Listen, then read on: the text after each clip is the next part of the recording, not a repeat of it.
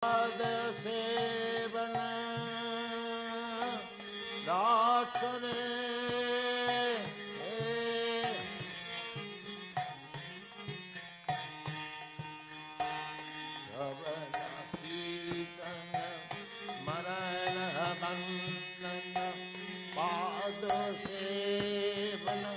Dasa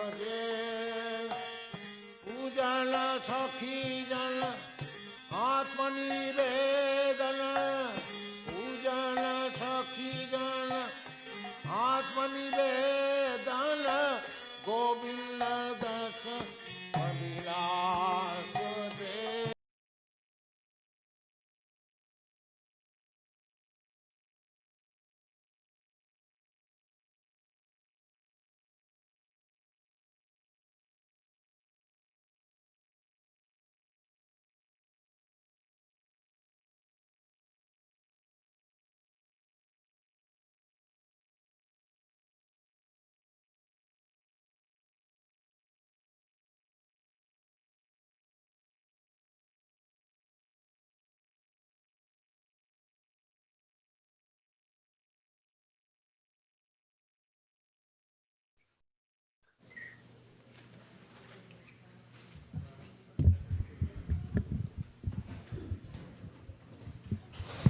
Welcome to ISKCON of Silicon Valley.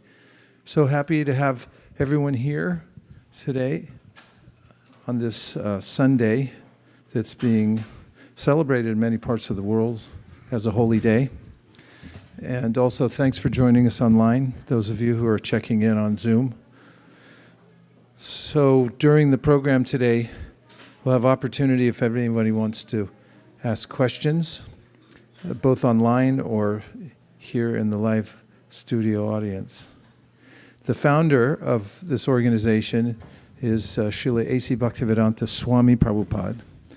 This is his name and title.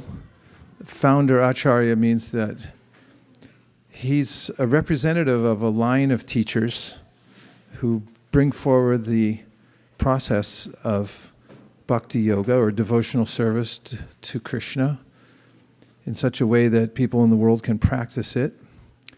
And he started his own special branch, which is an international branch indicated by the name of the organization, International Society for Krishna Consciousness. When he was developing this organization, some people had the thought around him that he should call it the International Society for God Consciousness, just so it seemed less sectarian. But one of the purposes that he had, that is, that our founder Acharya Prabhupada had, was to give very specific information about God. Because there are many organizations in the world, as it is the natural propensity of human beings to search after the Supreme and to find the sacred in life. However, the descriptions of God and who he is, or even what his address is, and so forth, are short on details. And that makes it a little more difficult, or a lot more difficult, to actually develop an attachment, because we can't love the sky because it's amorphous and nondescript. We're attracted to not just personalities, but personalities that we can personally relate to and that we can reciprocate with, because love is a kind of reciprocation. And one of the points of Prabhupada and his establishment of this organization is that our ultimate goal in life is not just to be good, although that's not a bad idea, but it is to develop our original relationship, and including our loving original relationship with Krishna. Well, Krishna is a name for God. There are many names. It means that he's all attractive. Everything that we're looking for in every other relationship. For instance, we might like people who are humorous, people are naturally attracted to people who are a little bit funny or a lot funny.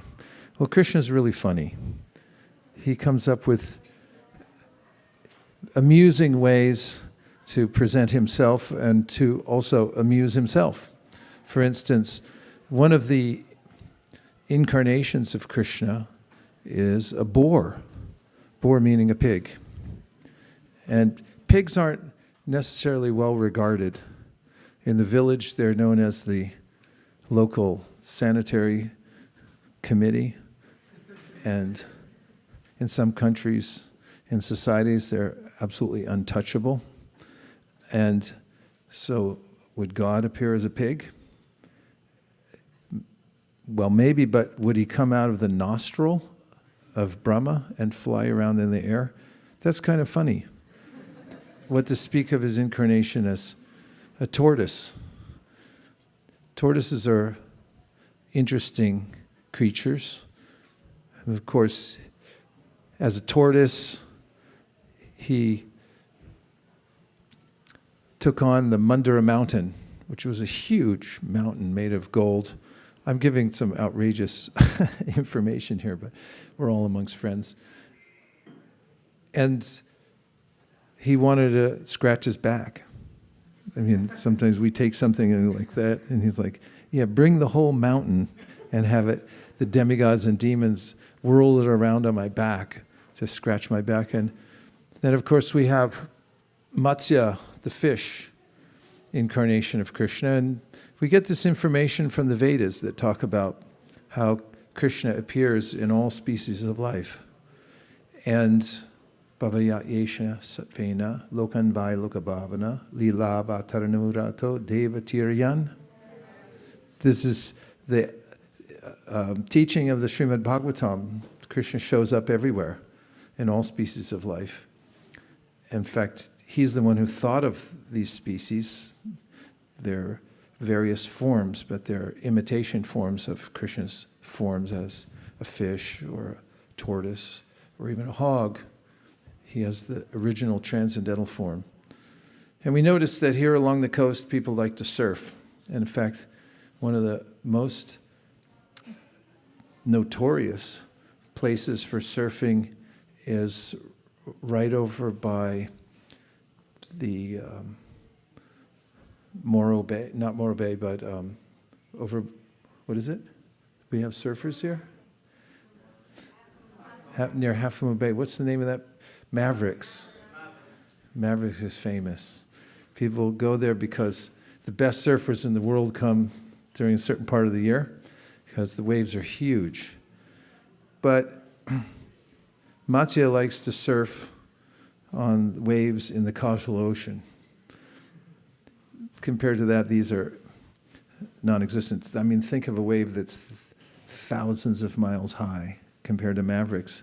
And Krishna, in the form of Matsya, likes to surf on that. So he does everything, but he's called a rukrama. He does it in amazing ways. So that's one thing we can become attracted to, is his humor and also that he's into extreme sports. People think of extreme sports, so let's try this, but it's nothing compared to what Krishna does. And then he's noted for his beauty. Beauty is what we're all looking for. And when we see something that's beautiful or someone that's beautiful, we don't have to think about it. Our eyes just immediately adhere themselves to that beauteous situation or beautiful person. And so Krishna has this opulence of beauty. His body is described as perfection itself. We, upon seeing Krishna, don't want to see anything else, at least those whose vision is clear and they can actually see and appreciate Krishna. They feel that all other creations in the world pale. And in fact, Prabhupada writes in one of his teachings about Krishna that when you develop such an attraction for Krishna, then you're freed from having to wander around and find other so-called beautiful creations in the world. And all of them end up being imperfect anyway.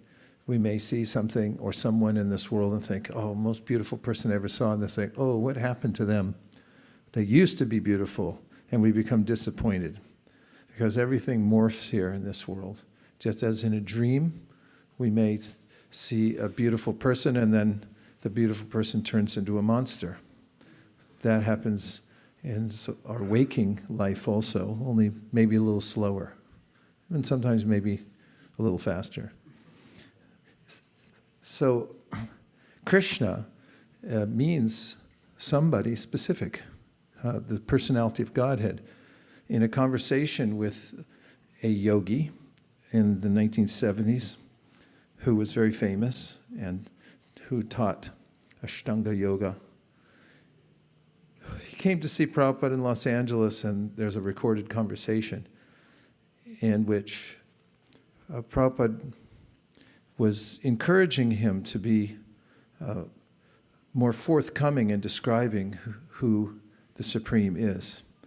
Because the man had invited him, Prabhupada, to a conference in which yogis would be coming from many places around the world to get together.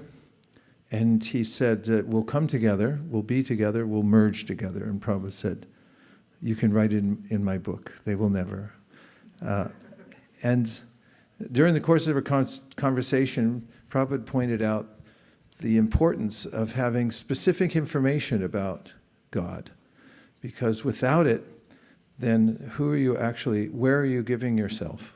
Where's your attention going? So one thing that can be quite startling about the Krishna consciousness movement, to some people at first anyway, after a little orientation towards the philosophy of Krishna consciousness, which is a very solid, sound philosophy, one becomes charmed by it. And however, at first, the specificity of Krishna's form and his name and the fact that he's a person can be a little off-putting, because the natural tendency in the world is to be a philosophical theist, if one is a theist, and then a psychological atheist, which means that it's all well and good that there's a God, but when it comes down to being specific about who it is and actually dedicating oneself to that Supreme Person, which means that I become uncentered. There's a way in which I start off as a little baby and I want all attention. I need it. Babies need all the attention to survive. And in fact, I see commonly that if a child who's just growing up is with his mother or her mother, and the mother gets on the phone, or if you hand the microphone, if you're with your child who's at a certain age, and you get the microphone in class, if the child's on the other side of the room, she'll come running over and like, don't do that. Don't talk on the microphone, because there's this psychological need that like all the attention comes to me. I'm the center of everything. And in a way, it's a survival, psychological survival, and physical as well. As people mature, they tend to widen their sense of what's important, and also tend to also realize a little more that they're not the center of everything, although some people don't develop that. However, there's an interesting phenomena that takes place when one knows who Krishna is, that God is a person with specific qualities, and who's omniscient, and who's also omnipotent. That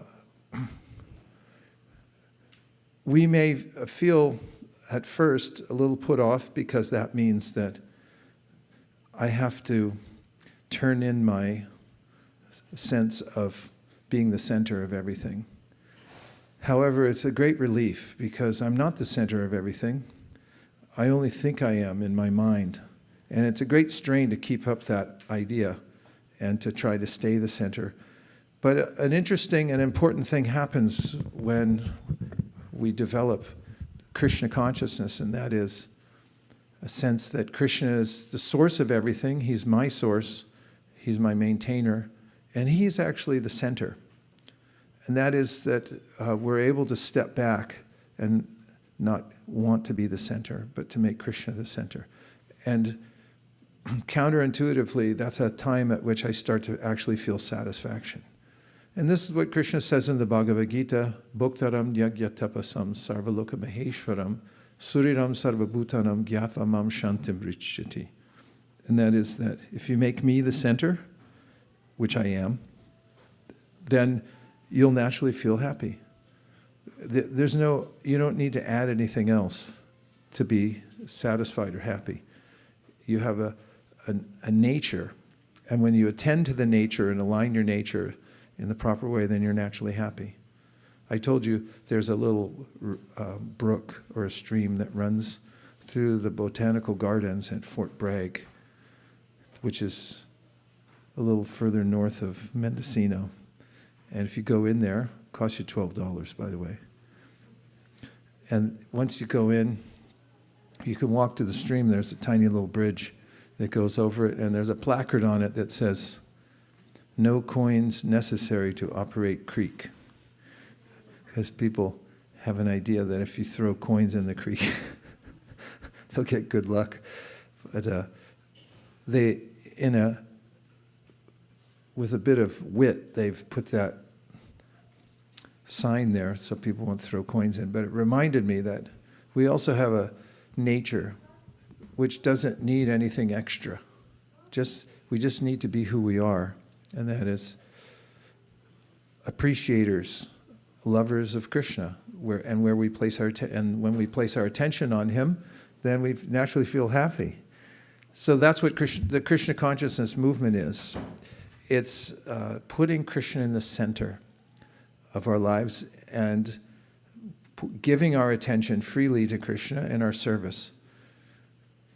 There are many other things we can do, but these other things are compared to the various orifices we have on our body. We have 9 of them altogether, and only one of them is appropriate for taking in food.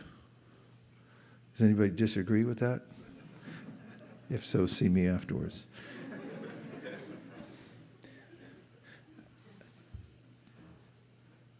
And when the food goes in the right place, then we naturally survive. Not only survive, but we feel satisfied.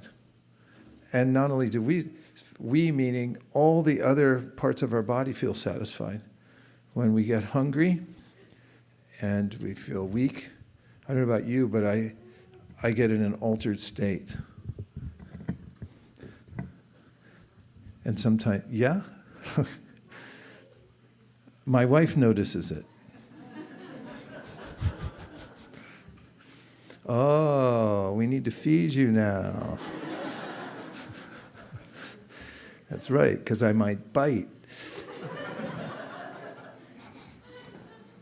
But when I eat, then I feel satisfied. It's very natural process. So the Bhagavatam says, Bhakti parishanu bhava viraktir anyata traisha trika eka kala prapadya manasya yantasta tasus tushti pushti shud apayonugasam. Beautiful example of how natural it is for us to give our attention to Krishna.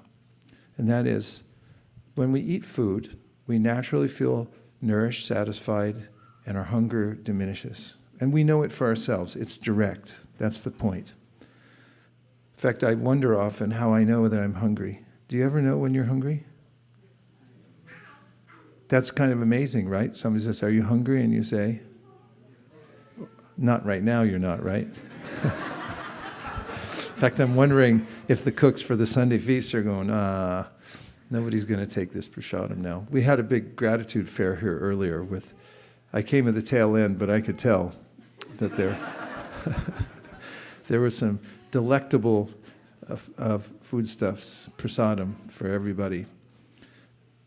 But we know directly that we're hungry. We also, when somebody's feeding us and say, "Would you like some more?" you can say, "No, I don't want any more." Because you know you're getting full. It's a direct experience. You don't have to look it up.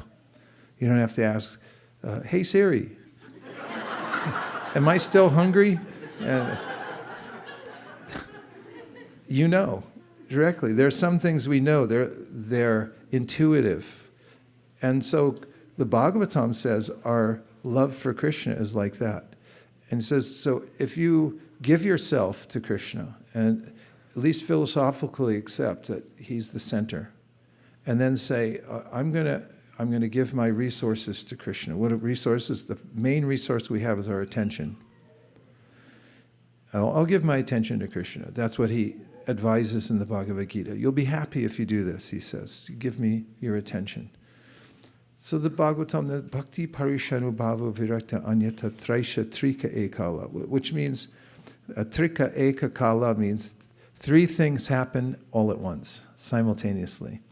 And those three things are that we'll notice that we feel satisfied by looking at Krishna.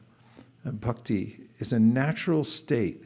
It's something we see everywhere in all living beings, that they love life.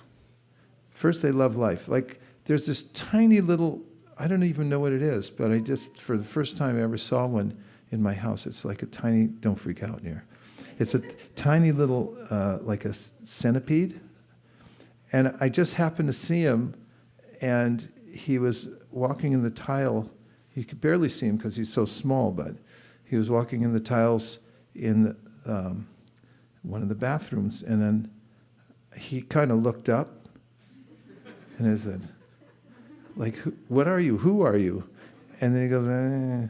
And then he just found a little crack, and he goes, this is my home right here. And he went through. I said, how are you going to fit in there? And he just zoop right in the door. And I had this little interpersonal exchange with him where, wow, you're a person, you got a home too. Because he was like, this is my house, I live here, I'm going in. And that little fellow has a life. He has a life. He cared about the front door to his house, which just happened to be a little crack in the floor. And that was meaningful to him because he was looking around like, here it is, I'm going home, see you. And once he gets home, everyone's like, hey. And there's a whole society down there that if you go into it, if you get a master's degree in studying these little fellas, you could get into the details of their society. They have propensities because they're conscious beings, albeit a slightly contracted consciousness because of the body that they're in. However, it's pervasive. Wherever we see consciousness, we see the same principles that they want to be home. They want to be with others and interact. And most species, although there are plenty of exceptions because there's combinations and permutations of and levels of consciousness in the world according to how the consciousness is affected by the material energy, but most take great care of their offspring. During the pandemic, one of the great hit shows on the internet was watching live two bald eagles raise a chick from an egg. Did you all catch that? It caught on, you saw it.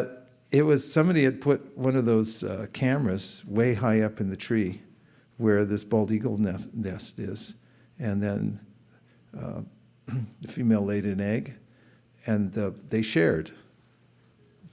Men, listen up. They shared the time to sit on the egg, and she would go out looking for things, and the male would sit on the egg for a while. And they're very careful about it.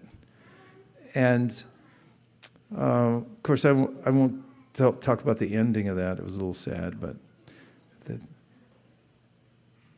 but the full earnest intention to bring offspring into the world and to love it and nurture it was there. It's there in every species. This is the propensity of the soul. So the Bhagavatam says, and Krishna says in his teachings, if you take that propensity and you align it with me, you give that sense of love to me, then it becomes powerful. It's not dispersed. Like if I try to eat food from the wrong orifice, through the wrong orifice, then it'll become weak. So the verse is saying that if you direct that loving propensity and the energy that you have for the people and things in the world that you love, and you give it to Krishna, then you're actually feeding yourself properly. You're going in the right hole because you're part and parcel of Krishna. And so then that sense of natural, caring, loving life, loving people, that all becomes very meaningful when we direct that towards Krishna, because he's the center. And then anubhava means there's a direct perception of the sacredness of life everywhere, and a sense for the existence of Krishna in every nook and corner of the world. And finally, it's there's a natural way in which, when giving one's attention to Krishna through devotional service, that one feels detached from less important things. Have you ever found yourself attached to something that's not very important? Like what? Like a thought comes into your mind, like, I wish my kitchen was a little bluer. You start going through the color schemes, and 3 hours later, and someone comes in, did you wash the... You said you were going to wash the floors. Like, this is really important. There are unlimited combinations and permutations of energies in this world that we can become fascinated with. And they don't satisfy ultimately. It's like the difference between the artificial fruit that you see sometimes.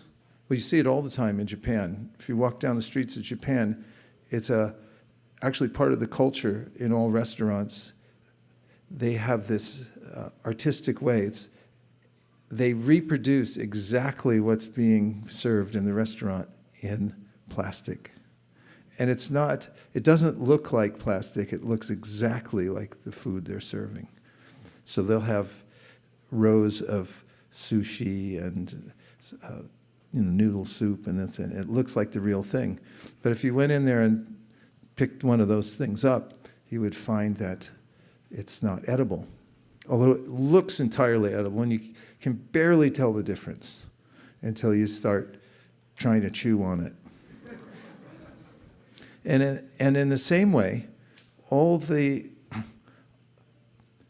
desirable objects of this world are like the artificial offering given by the display that's shown in the restaurants, or the artificial fruit. So it means that the real fruit's somewhere else, and we can actually taste it through Krishna consciousness. So when we are able to taste it through the practice of bhakti yoga, then the artificial means of finding happiness that I often get attached to in this world, it just becomes ludicrous. And this is an amazing phenomenon because people are always trying to wean themselves off of bad habits, because these bad habits create a cognitive dissonance that is unbearable. Just below the surface, no matter where I am or what I get, I feel dissatisfied because I know that I'm not doing the right thing. And we can never feel aligned and happy. But through Krishna consciousness, we can actually get the real thing, what we're looking for, and feel like we're doing the right thing also. Everyone knows I should be good, and I should also do good for others. It's a natural sense. That's why people actually get happy during the holidays here in America and Canada and wherever else. They have this idea that I should get something for everybody. Because when we're aligned in giving, then we feel happy. Don't people feel joyful? And then after the Christmas holiday, how does everyone feel? And January's looming, got to go back to work. Well, Krishna, that feeling we can be aligned with that feeling all the time, and it can be ever increasing. That's Krishna consciousness. That's the kind of feeling, the joyfulness of being with everyone that we love and giving from our heart selflessly. I'm not saying that all the presents that are given selflessly. There may be some motive, but as much as possible, people try to do this. And that's why they become happy. So Krishna consciousness avails us of this all the time because it's reality. And reality, as it turns out, is beautiful. Some very unfortunate people have the opinion that reality is dark and depressing, cruel, or that there is no reality. The existentialists who write, Herman Melville, his book, Screaming into the Void, Moby Dick, and all the other various philosophers of the world, they're off kilter. But Krishna consciousness brings us right into alignment with our highest self-interest, and then we're able to feel simultaneously, just as when we eat food and we feel satisfied and we know we are, and our hunger diminishes and we get strength, we get that from the simple process of Krishna consciousness. So we have to have a place to give our love. We have to have someone that attracts us like no other. Is that a song? Yeah, thank you. I think it's George Harrison. Actually, he wrote that song about Krishna. He just changed the words a little bit to sound like it was a romantic song. But that's what we need. And everyone's pining for it. They're singing for it. And they're not really getting it. So when Srila Prabhupada came to America, he knew what he had to offer. He knew that people in this country of America are good. They're pious. And they have facility, but they just don't know what to do with the facility. So he came to teach that you don't have to give up your job. You don't have to give up even your hairstyle. I mean, could be a little shorter, but but you do have to know who the center is and where to give your love. And the Krishna conscious temples arrange for that environment, and the community that we have here accommodates that. And then we have support systems. So anyone who wants to take to Krishna consciousness can have support and develop spiritually and become really strong by practicing at home and with others and going on retreats and doing whatever they can to stay aligned in Krishna consciousness. So that's what's available at all the international branches of this Krishna consciousness society that Prabhupada established. And he knew it would work because it's absolutely not just essential, but it's natural, it's what people are looking for. So now we can try out one of the processes that Prabhupada brought with him that's also not only visceral but quite natural, and that's singing. And this process has backing from the great scriptures of India, which say that by singing aloud in the company of others who are faithful, the names of God, then one will have this direct experience, a communion with God directly. And one will also naturally feel purified because God is like the sun. And wherever the sun is, the sun purifies, even the contaminated areas. So we'll try a few mantras, if you wish. One of them is the Hare Krishna mantra, and it goes like this. Hare Krishna, Hare Krishna, Krishna Krishna, Hare Hare. Hare Rama, Hare Rama, Rama Rama, Hare Hare. So all sing it out, and then you can reply, and then just stay absorbed in the sound vibration and hear the name Krishna and Hare. Hare means the energy of the Lord. Krishna means the Lord himself. And Rama is another name for Krishna, which means he's the source of all pleasure. We'll just start with an introductory mantra that offers respects to Srila Prabhupada, the founder who brought this mantra, and to Sri Chaitanya Mahaprabhu, who's one of Krishna's incarnations who appeared 500 years ago and introduced the chanting process to the whole world.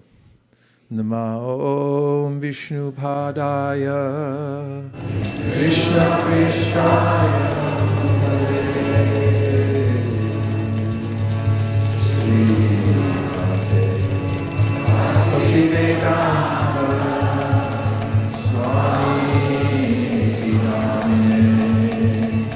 Namaste Saraswate Deve Gaurani Prasade Nirvishesha Shunyavadi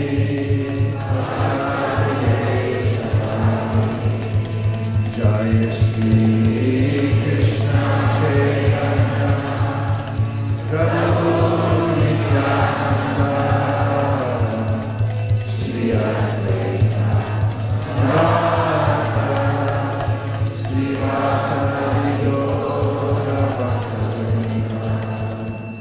Hare Krishna, Hare Krishna, Krishna Krishna, Hare Hare, Hare Rama, Hare Rama, Rama Rama, Hare Hare.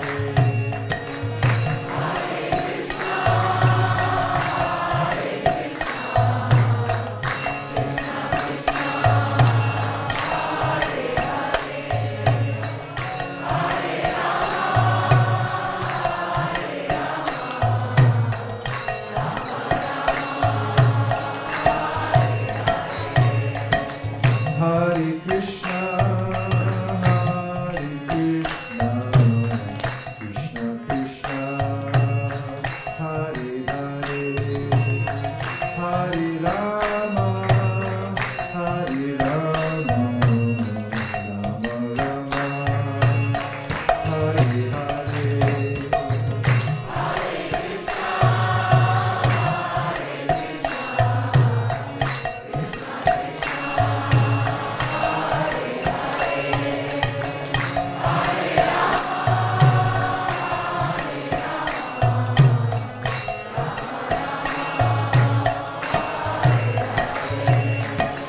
Hare Krishna, Hare Krishna, Krishna Krishna, Hare Hare, Hare Rama, Hare Rama, Rama Rama, Hare Hare.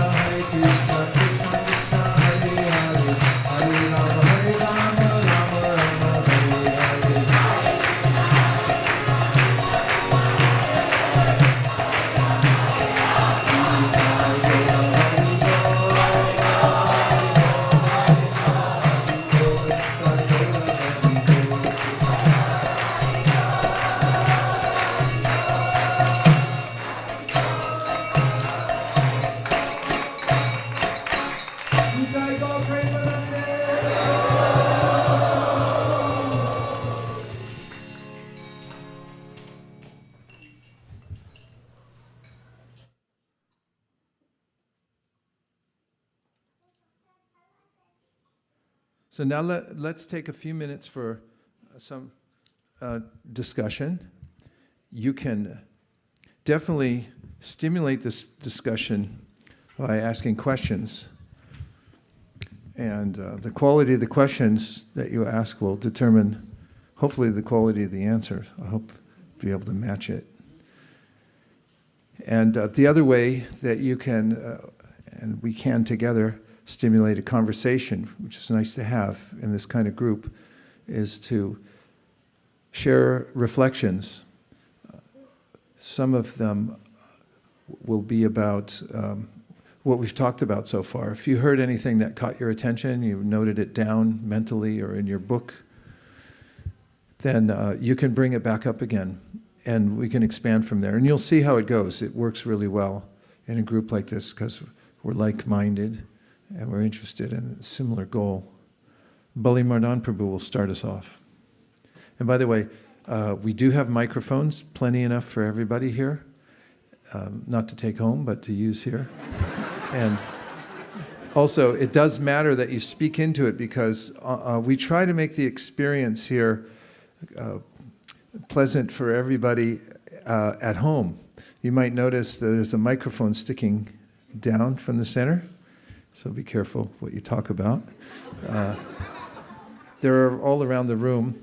And Ramananda Sakra Prabhu noticed that the kirtan was one-sided. You could hear the singer, and you could hear some of the instruments, like especially harmonium, because it's mic'd most of the time.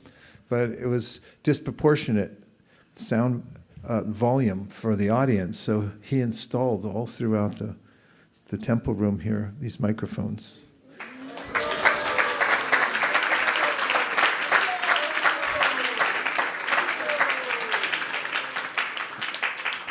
And my point is that there are lots of people who listen online. And if they're not listening live, they listen afterwards. And that can be for years. The recordings are available and people listen for a long time. And many people become Krishna conscious just by watching these. And they want to know more. That becomes their lifeline wherever they are. So remember that you're participating in something that's characteristic of devotee gatherings, just like at Naimisaranya, which is the place in which sages gathered, much like this, to discuss. And it was all recorded. And that's the Srimad Bhagavatam.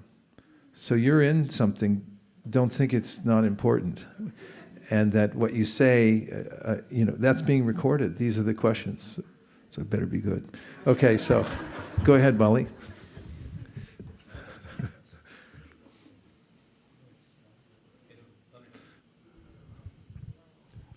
Okay. Tech support. Yes. Hare Krishna. Hare Krishna. So I like the point you mentioned about the eagle and the birds, how it's nurturing its chicken and the egg. So the similar reflection when Sridhar Swami, when he was there in his home in Remuna, then when he saw the lizard is giving birth a child, and after that somehow the lizard fell down, and the mother lizard died on the spot, and the baby lizard still survived. And at the time his wife was pregnant, so he said, oh, the baby lizard is also taken care by the Lord, so why have to worry for my offspring? So he left home. So my question is, what lessons we learn from the bird's example? Is it that we need to more focus, or you need to be more detached? So what we should get from your point of view? Well, everyone is in a particular period of his or her life. And the way that the Bhagavad Gita talks about organizing our lives is through a system called Varnashrama Dharma. So there's a career track for everybody according to his or her propensity.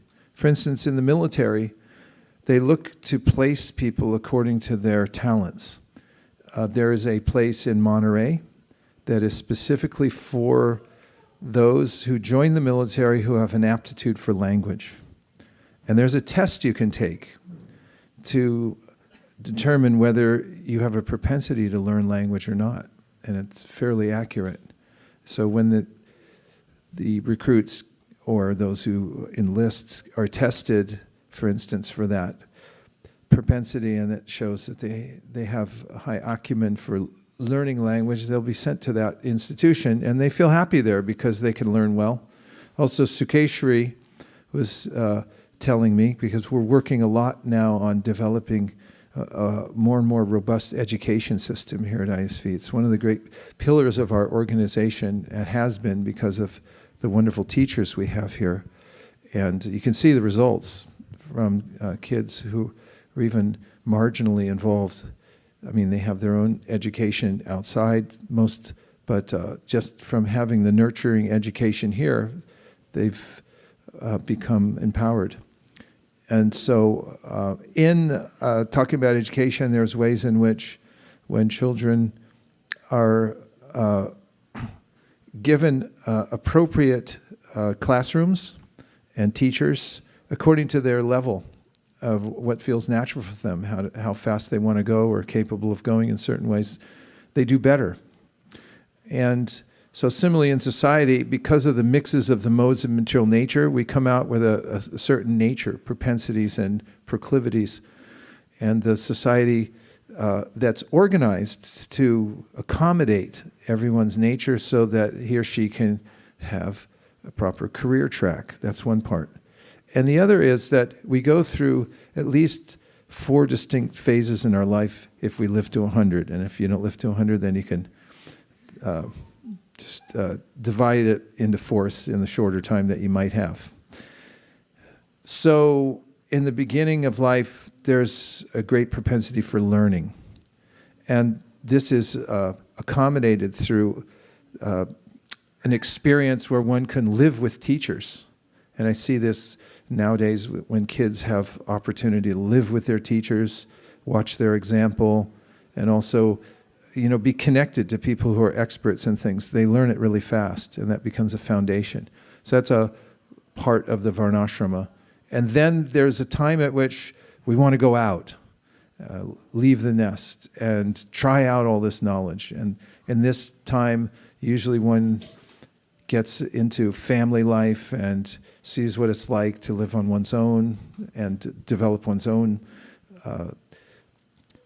family and train them. That's another phase. And then there's a phasing out of that phase, which happens quite naturally because there's a different focus in energy when one gets into the third quarter of one's life. The energy in the body is different. The mind changes a little bit. You've seen a lot. You've inevitably been through a lot, so you're not as enamored of material nature. And it's a time that's accommodated through the system in the Bhagavad Gita where you can then use that time by actually utilizing all the knowledge you've learned from not only your academic study, but also from your life's experience. And then you integrate that, and you try to teach others and try to live a simpler life so that you can be more focused and divest yourself of unnecessary necessities, as Prabhupada would put it. And then there's a fourth stage of life for those who wish, to take that a little further and just see what it's like to be fully dependent on God with no other facility, no other dependence. Everyone please say, Gauranga. With no other dependence on livelihood or other assets and so forth. Thank you, Ramananda Prabhu. So these are well-ordered according to our phases of life. And in the Srimad Bhagavatam, Krishna says, Soisve adhikarya nishta saguna parikirtita viparyastu dosha syad ubaryor esha nishchaya. It's a fixed principle that everyone should act according to where they are now. The question is, how do I make advancement in any discipline? If you ask that, then you say, by acting appropriately where you are now. So the lesson is that we should examine our lives and get help from those who have wisdom, because they've lived through things. They're like sea captains who have been across the ocean enough times to know when it's going to rain and when you should be careful and how not to get shipwrecked on the rocks and so forth. And then you should act appropriately according to your psychophysiological nature. And so we can learn that from the Bhagavad Gita. And of course, we can be inspired by nature, as that great Acharya was by seeing the lizard. At a certain point in life, something's calling us, and oftentimes we're wondering, should I, shouldn't I? And then we get a sign that says, yeah, go this way. And so we should be attuned to those types of signs. I could say, just as far as the idea of just abandoning your family, it may be an exception for a person who is otherworldly. But for those of us who live squarely in this world and are practicing Krishna consciousness, we find, for instance, a real-life example I'll give you is one of the sannyasis in the ISKCON movement. His name is Kandamakananda Swami. Extremely intelligent, talented person. He's a musician, and also, if you're ever in a jam and you want to manage your way out of it, he's the person to call, because he's so smart. I've worked with him on another number of projects where I'm just thinking, okay, we're finished, it's all over, and he calmly negotiates and gets through it. Well, he was married, and at a certain point in his life, he wanted to take the renounced order of life. And before he did, he worked extra hard for a few years to make sure that his wife was completely satisfied, had a home, all debts paid off, and assets. Even Prabhupada, when he left his family to travel around the world and teach Krishna consciousness, had, at least when he had the means, he made sure there was a stipend for his family. It's always been there. Maybe it still is, actually. We give it from the BBT. So this is reasonable. It's civilized. And in various circumstances, people get the calling from Krishna, to do something. But those who think about everyone involved and what's the best for everyone and how to do it properly, do so in a way that leaves no heavy mark. That's the most balanced way I can put it, although I could veer off in either direction if you wish.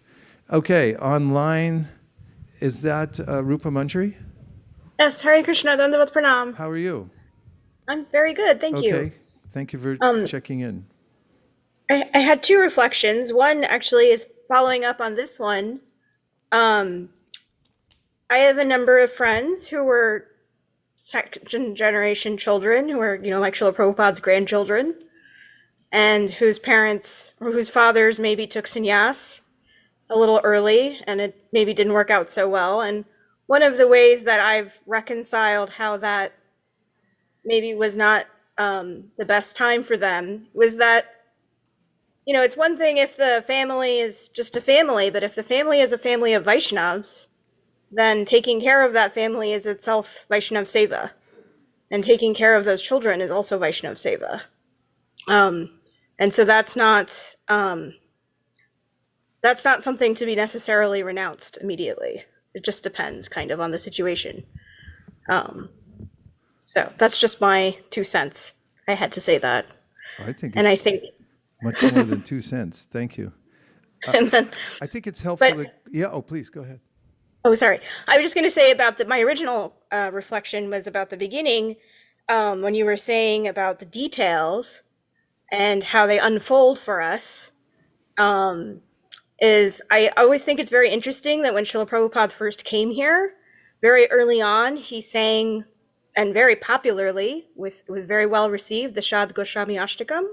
I think it was one of his first recordings, and it was quite a hit, if I'm not mistaken. I don't know all the history of the musical recordings, because it's like he gave this, he almost immediately planted the seed of, for now, we'll keep things simple, but there's this treasury that's almost infinite of all this beautiful detail that you can just dive into and spend your entire life exploring and never come to the end of, because it's in fact infinite in variety.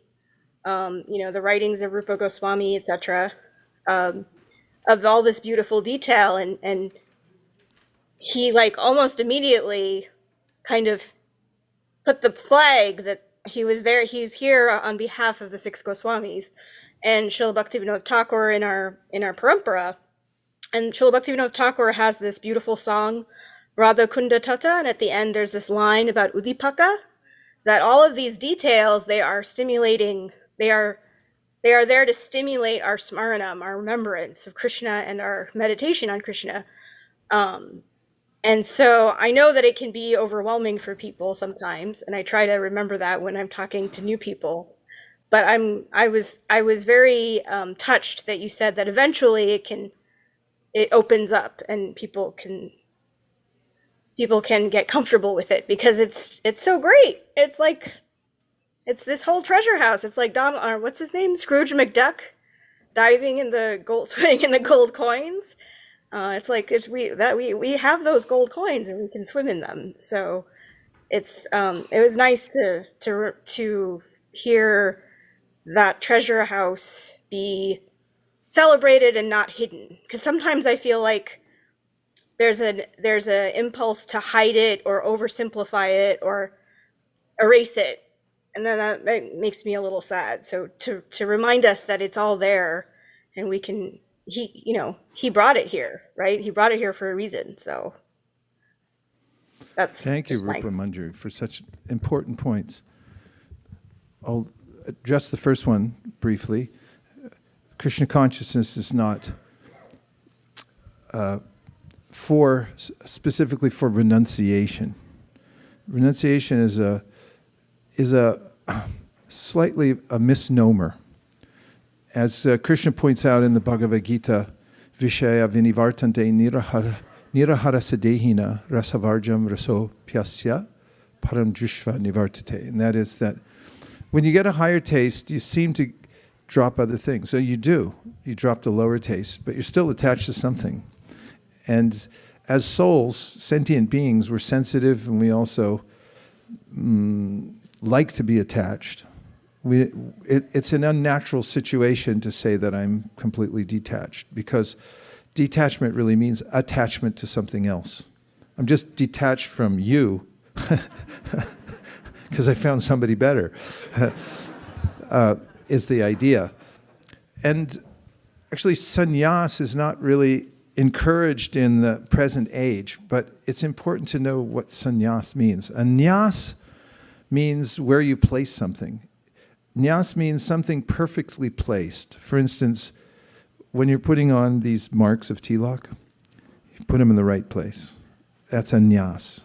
You're placing them appropriately. Everything has its place in this world. And tena tyaktena bhunjita, there's certain things, circumstances, energies set aside for us, and we're to use them in the proper way. And when you know how to use everything in the proper way, anashak tasya vishayan yatarham upayunjita, Rupa Goswami gives this admonition that real renunciation means knowing where everything goes, a place for everything, and right, when you know that about everything in your life and the world, then that's sannyas, means you know where everything goes and you're able to use it. So whatever ashrama you happen to live in, if you know how to utilize everything for Krishna, that's true sannyas. Because as Prabhupada points out, you can be a sannyasi and then, I'm not saying many are, but you could be a sannyasi and then get attached to like, okay, people are bowing down to me and that's pretty cool. Then you're not really giving it to Krishna, you're taking it. You could be also attached, like, I like my water pot. How come you took my water pot? I want my water pot back, because, or any number of things, even though it's simpler. simpler way of life. Prabhu, yes? Ritatvaj Swami is here. We're just informed by Srivas Pandit Prabhu, who's on Swami watch. Welcome, Maharaj. Thank you very much for coming. Hare Krishna.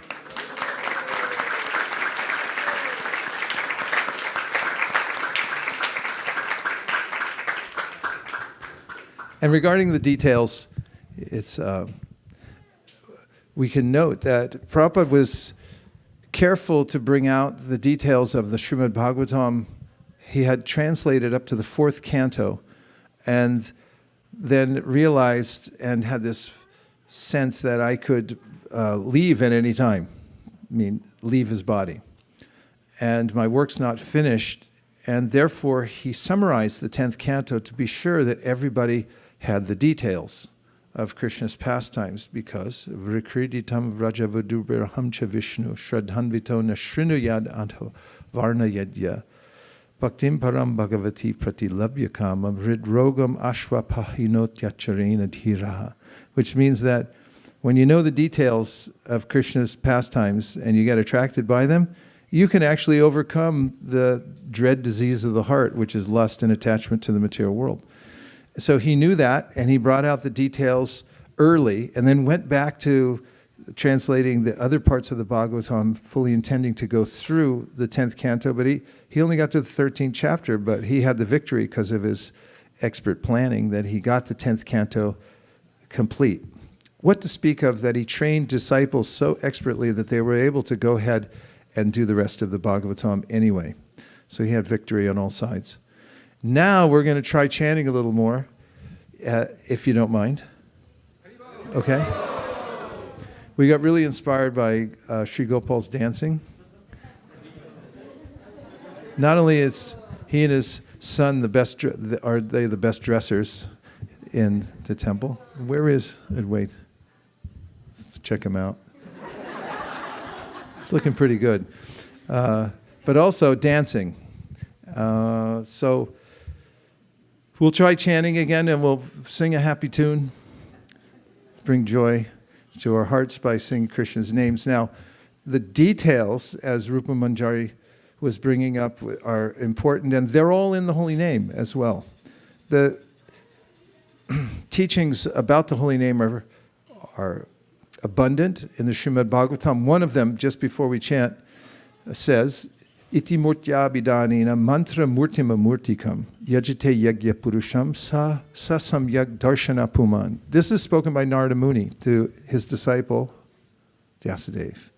And he says, does Narada, that the holy name of Krishna is the best way to realize the form of Krishna and the qualities of Krishna, and to know Krishna directly. He said, this is the easy way, and nothing's lacking. You get to feel all the qualities, see the form, everything through the name. Isn't that amazing? Shall we try it out? Okay. It's, the third Jairana Manava, but just Hare Krishna.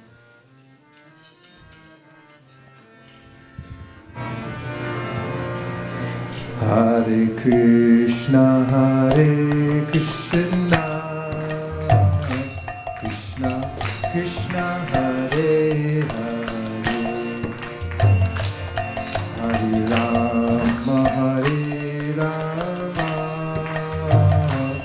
Rama Rama, Hare Hare. Hare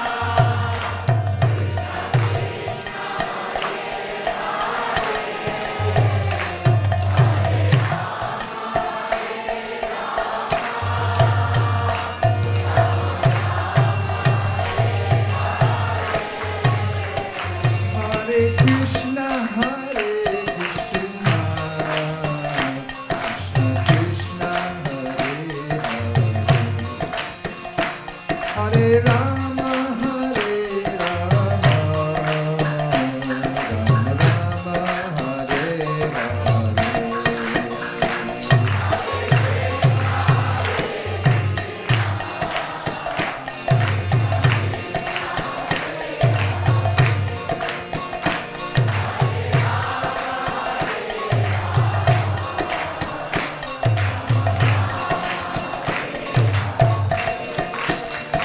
Hare Krishna, Hare Krishna, Krishna Krishna, Hare Hare, Hare Rama, Hare Rama, Rama Rama,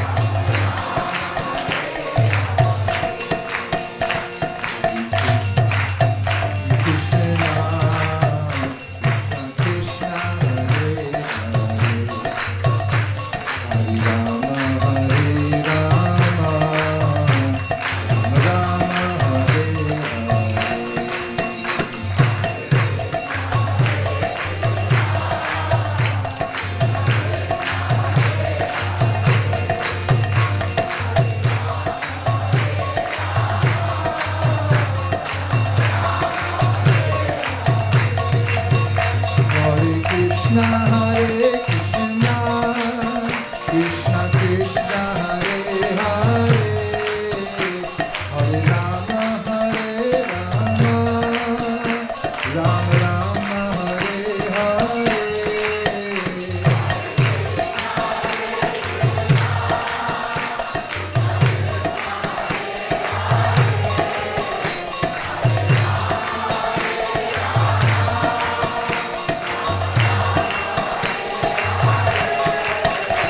Hare Krishna, Hare Krishna, Krishna Krishna, Hare Hare, Hare Rama, Hare Rama, Rama Rama,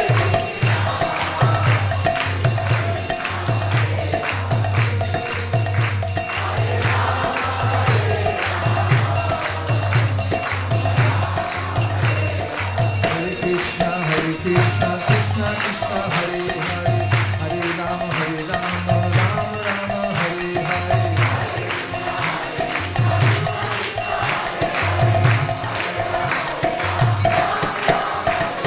Hare Krishna, Hare Krishna, Krishna Krishna, Hare Hare, Hare Rama, Rama Rama, Hare Hare.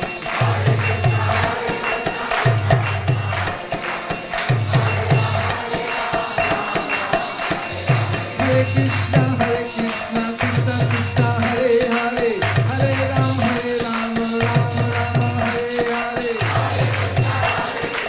Krishna, Hare Krishna, Krishna Hare Hare, Hare Rama,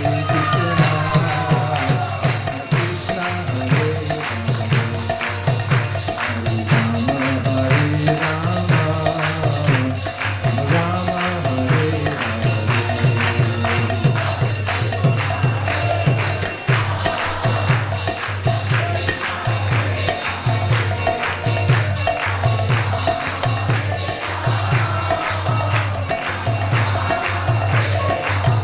Hare Krishna, Hare Krishna, Krishna Krishna, Hare Hare, Hare Rama, Rama Rama, Hare Hare.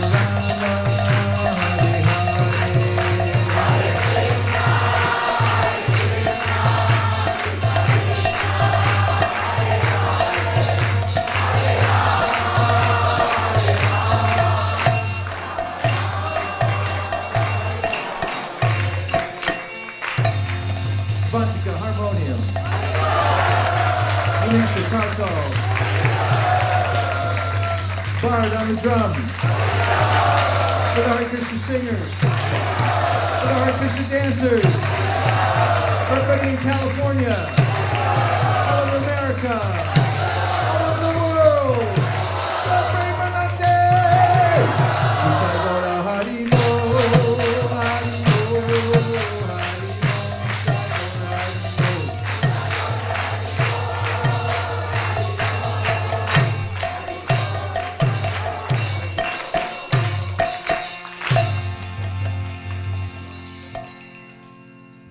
This is a community within a larger organization. However, we have autonomy in the sense that we manage this particular branch of the organization in a somewhat autonomous way. We have our own board of directors, and we have managers of different departments that you see here.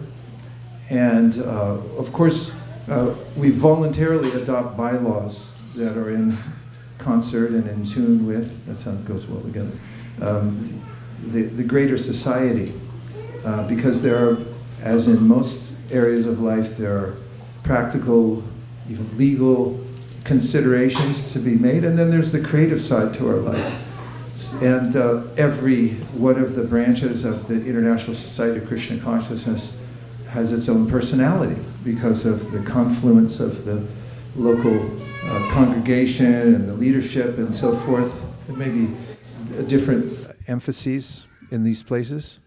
And so here in Silicon Valley, we have an interest in developing a very noticeable presence, because Silicon Valley is famous in the world as a progressive place, as a place where there are deep thinkers, innovators, and so forth. And here at ISKCON Silicon Valley, we have space for empowering people who are interested in spiritual entrepreneurialism.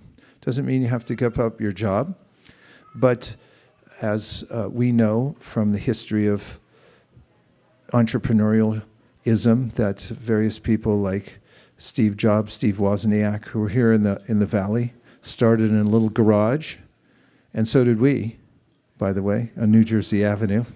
And they developed progressively over time by just getting together and deciding how to make things better. We know Hewlett and Packard started in a little garage. There were garage bands. I won't go into names because they bring up too many memories, but they started in garages and then worked their way up into world fame, and that's our intention here too. So we have various branches. One of the main pillars here is outreach through the distribution of literature, which we've been keen to organize every month and make better over the last 20 plus years. And another area is education for children, and now we're moving into a higher level of education, of developing a school system that will be competitive with other places that have names that indicate competitiveness. I won't say any names. But at the same time have an atmosphere of Krishna consciousness so that we get children who are academically well taken care of, but also who grew up in an atmosphere of Krishna consciousness. And we also are developing, we have developed, but we're looking to develop on an ever-expanding scale an academy for training new people in the 5 limbs of bhakti, called Panchangam Bhakti, which means there's lots of people, and not just those who are already acquainted with the culture of Krishna consciousness, but here in Silicon Valley, there are millions of people who are spiritually minded and would like to join. So we're developing an academy so that people can come and be part of it. One of the first aspects of that is called the Bhakti Community Online, where people can join. It was started in the pandemic, and we'll be expanding that greatly, both physically and online, which is also a kind of physical environment, but it's a little more subtle. We have other aspects, which I don't have time to go into right now, but everyone's invited. There's plenty of place for those of you who have talent, which is everyone I'm looking at right now, to have some service in this organization, to expand it for the good of the world, to spread this Krishna consciousness to the people of Silicon Valley and beyond. And I pray that you'll take up the offer and come forward if you like and ask for some part, small or medium or large, and we'll certainly find a way to accommodate you. It's heartfelt that you've all come in here today, and we're going to move to the next part of our program, which is dancing, spiritual dancing. So we're going to put away the carpet and all the seats to leave the bare floor, wooden floor, where you can dance to your heart's content. And when you clap like this to the music, if you don't have a sense of rhythm, then don't clap. But if you do, you can clap to the music, and all the birds of any accumulated karma will fly away, and you'll feel happy. And if you want to dance, anybody can dance. Just don't hit anybody. Okay. Thank you very much. Hare Krishna.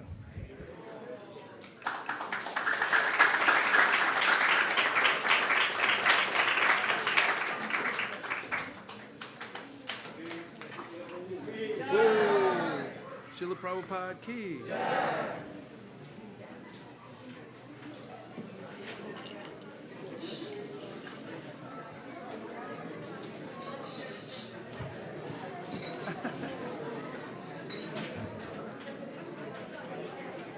Hey, Bali. Hare Krishna. Hare Krishna. Crazy man was kind of hey. There was a crazy man here? Yeah, it's kind of police came. Somebody we know?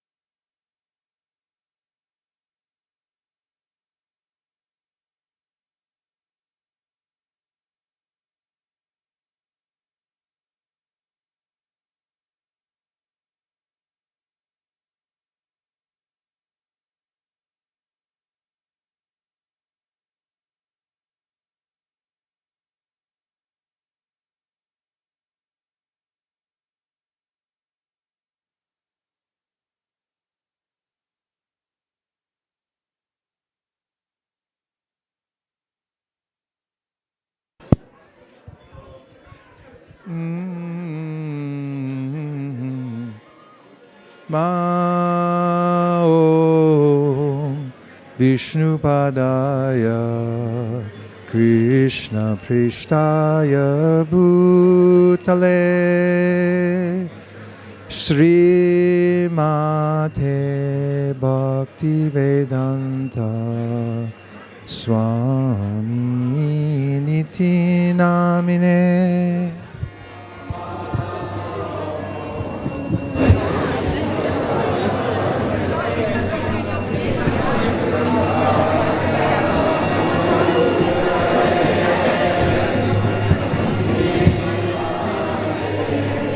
Bhaktivedanta Swami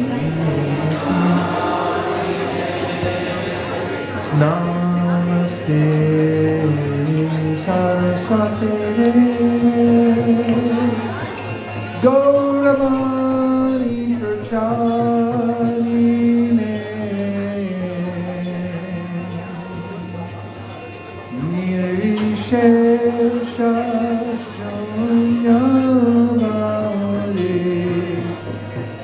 Shastre Sadarine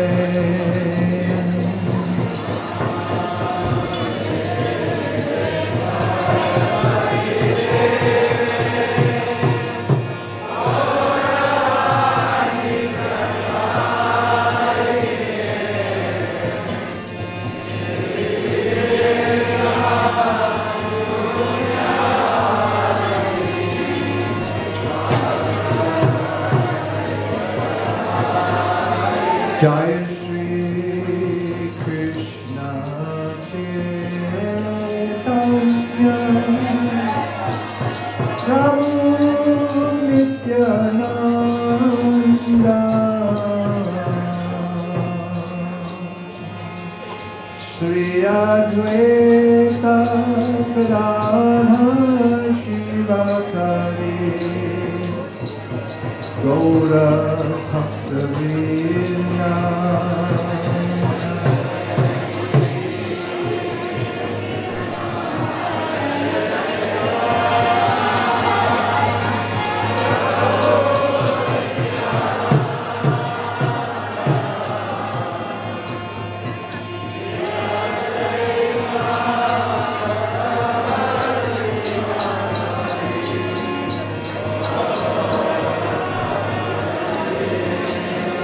Jai Shri Krishna Chaitanya Prabhu Nityananda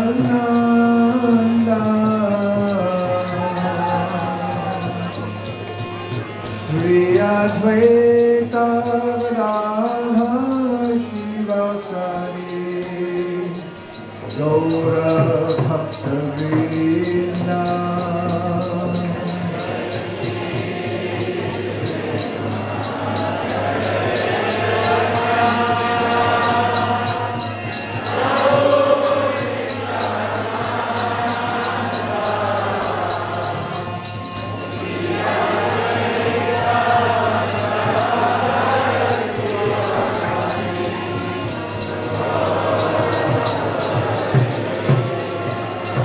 Jai Shri Krishna Chaitanya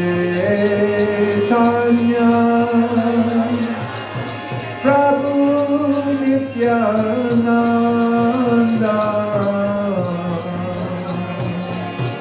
Sri Advaita Radha Shiva Sari Gaura Bhakta Vrinda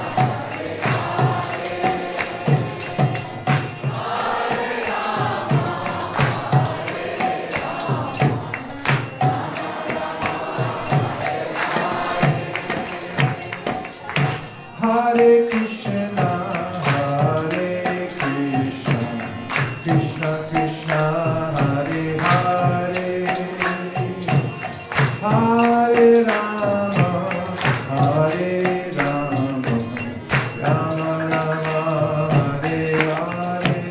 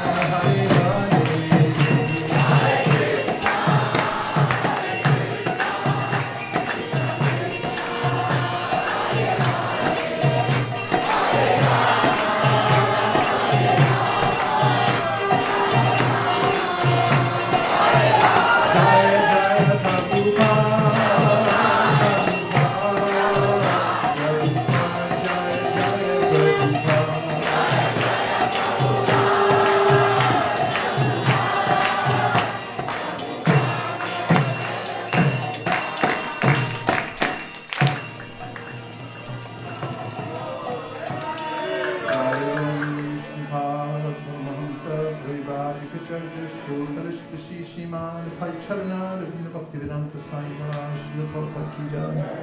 Jayam Vishnupad Paramahamsa Privrajagacharya Sri Srimad Srila Bhakti Siddhanta Saraswati Goswami Maharaj Ki Jai. Ananta Koti Vaishnavi Ki Jai. Namacharya Srila Haridas Thakur Ki Jai. Prem Gaho Shri Krishna Chaitanya Prabhu Nityananda Sri Advaita Gadadhara Shivasari Gaur Bhaktivinoda Ki Jai. Sri Sri Radha Krishna Gopinath Shankun Radhakun Giri Govardhan Ki Jai. Sri Vrindavanam Ki Jai. Sri Mayapur Navaditam Ki Jai. Sri Jagannath Puri Dham Ki Jai. Tulsi Devi Bhakti Devi Ki Jai. Jamuna Devi Ganga Devi Ki Jai. Samveta Bhaktivinoda Ki Jai. All glories to the assembled devotees. All glories to the assembled devotees. All glories to the assembled devotees. Go Premanande Hari Hari Go.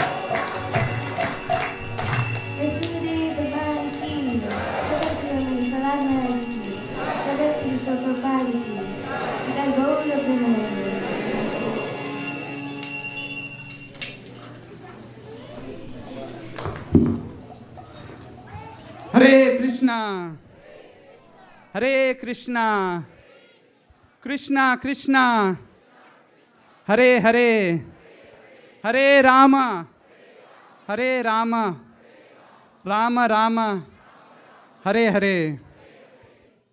We thank you all for joining us tonight for a Sunday Feast festival here at ISKCON of Silicon Valley. We would also like to thank those who have joined us online on Zoom, Facebook, and YouTube. So let's give them a big round of applause.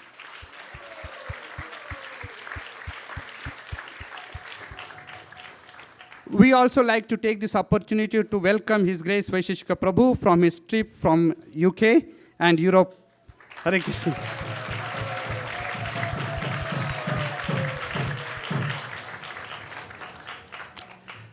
Today's discourse also was brought to us by His Grace Vaisesika Prabhu. So let's give him a big round of applause.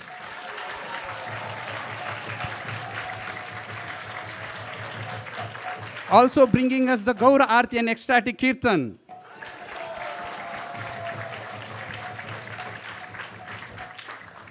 Also like to thank Bhakti and Monisha for bringing us Narsimha Aarti.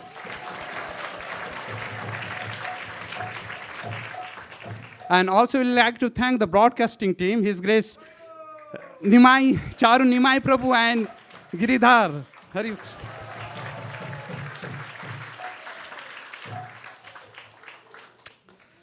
Anyone coming here for the first time? Thank you. Yeah, we have a lot of hands. Thank you all for joining us for Sunday Feast Festival here. If you have any questions, please reach out to us. My name is Shri Gopal Das, and you can also reach out to Sachindra Prabhu.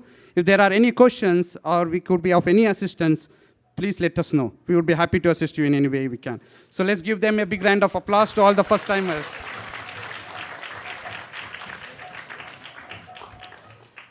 We'd like to thank today for the Gratitude Fair organized by under the leadership of Her Grace Manjula Kanta Mataji. and all the parents and the kids who has participated. So let's give them a big round of applause.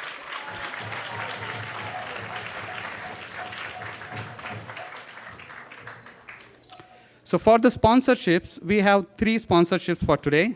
The first sponsorship is His Grace Shama Bhakta Prabhu and his wife are sponsoring on the occasion of Vaishnavi's 16th birthday.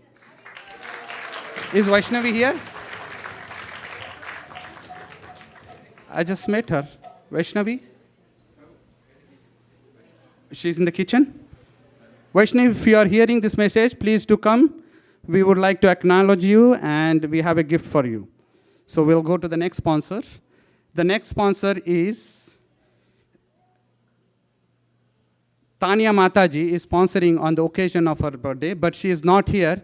Vaisesika Mataji has let us know that she is sponsoring today. So we'd like to ask Vaisesika Mataji to take her gift, and let's acknowledge Tanya Mataji for her sponsorship today.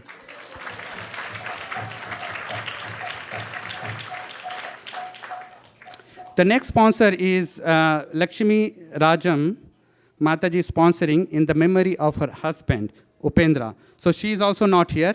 We'd like to thank her in her absentia.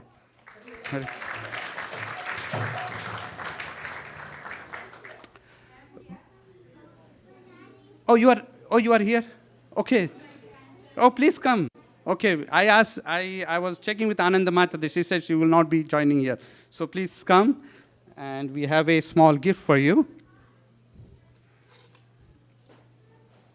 Here's a small gift. And thank you for sponsoring. Would you like to say something?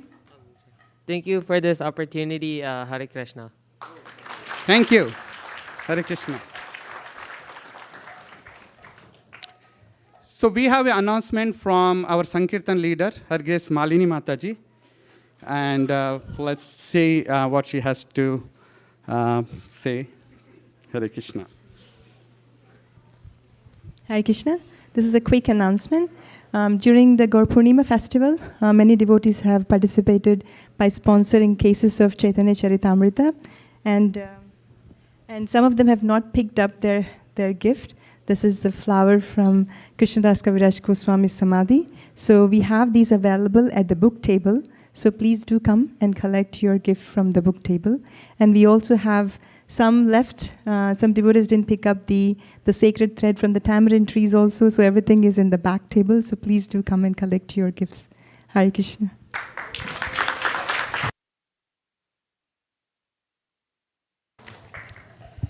Also, we'd like to thank all the Foothill College students who are visiting here for the first time. These two? Oh, thank you for joining us, and we are so happy to have you here. So let's thank them for coming here. Hare Krishna.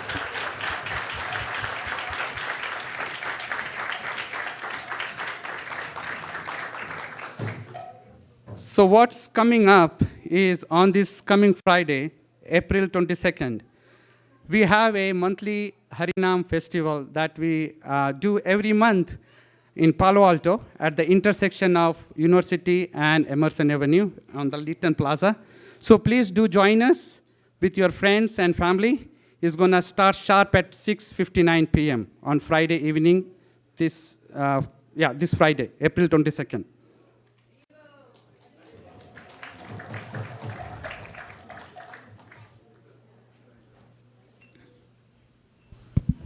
It's a family event. Can bring the kids.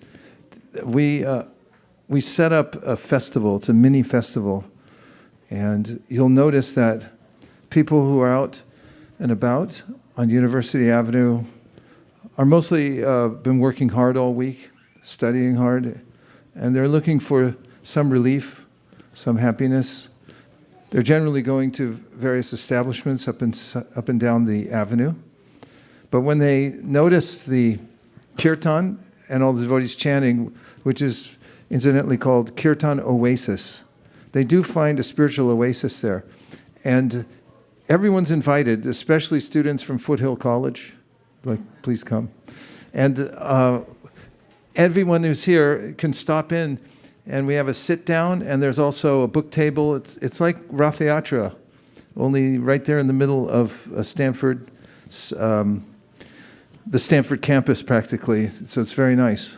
So I encourage everyone to please come down, even if you can only stop in for an hour or even 15 minutes. Come by, dance a little, sit a little and chant, give out some free food, and you'll have so much fun. Hare Krishna. Hare Krishna. Friday, 6:59 p.m. So there is an exciting event that is coming up next Sunday. I hope you all had a great time celebrating the Ram Navami on last Sunday. Yeah? Please. So devotees are meditating on the pastimes of Lord Rama, and they are putting up a nice drama event based on the Ramayana. That's going to be performed live here at the stage up here. In Sunday feast timings, we don't know exact time, but during the Sunday feast time, that exact time will be announced in the email, coming this week. So we hope to see you all. Please bring your family, kids, especially the kids. They will have nice time, and we hope to see you next Sunday. Okay, Hare Krishna.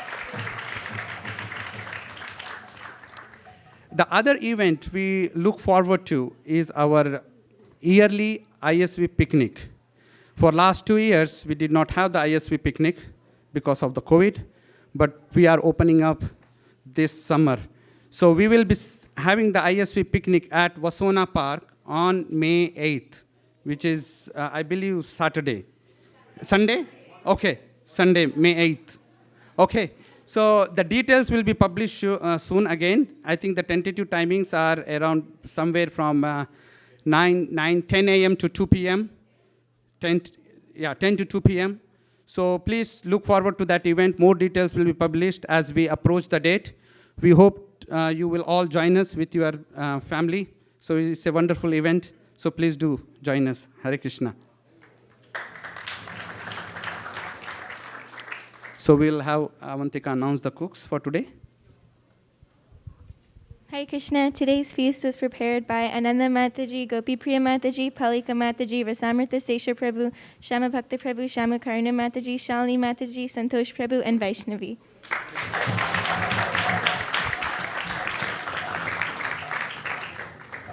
That's all for the announcements today. Now we'll go for Prasad Sevya prayers.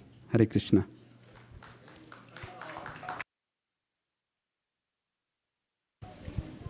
Hare Hare. Why can't I use the headset? Hare Krishna. These are prayers in Bengali. And one of the sacred practices in Krishna consciousness is to cook for Krishna and offer him the food. And afterwards, honor the remnants, called prasadam. And this prayer says that normally it's very difficult to control the tongue. Yogis try for decades, centuries, but then they fail. So Bhaktivinoda Thakur is saying, Krishna is very kind. He gives us prasadam, or spiritual food. Not only satisfies us, but it also brings us to transcendental consciousness. So it's called prasad, or Krishna's favor or mercy. And here he calls out to Lord Chaitanya and Lord Nityananda with love, saying, thank you very much for giving us prasad. So this is a prayer of gratitude for having the facility to take these remnants, which we'll be serving just after these prayers. It goes like this, we can sing it together. Sharidat Vidyaja Jodendriya Sahika Jive Pele Vishaya Shagare Sarma Jevipayati Loma Moishukumati Taki Dita Kati Kashamshare Krishna Moro Doyamoy Tori Bare Jivajai Kaprasha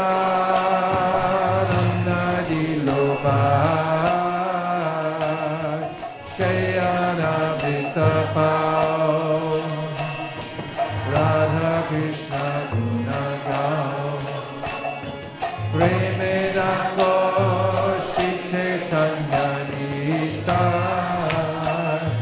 Premedako Shite Kanyanita, Mamchari Govinde, Namagrami Vaishnave, Tapapunyamatam Rajan, Sakuna Vijayate, Prasadi Sarvadikana, Sadhirasto Vijayate, Prasannate Tapuyatu, Vikaya, Sute Payupa, Mr. Sachanda, Bhaktilankar Sarchita, Ukita Bodhi Nandasat, Savamayam Jayenahi, Bhagavat Shri Mahaprasadiki, Go Premanande, Nitai Goda Hari Bo, Hari Bo, Hari Bo, Nitai Goda Hari Bo.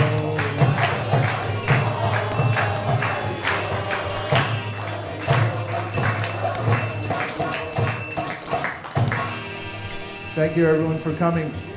Prasadam will be served just outside this door to the right in the picnic area. Hare Krishna. Thank you. See you again soon. Please keep the transcendental vibration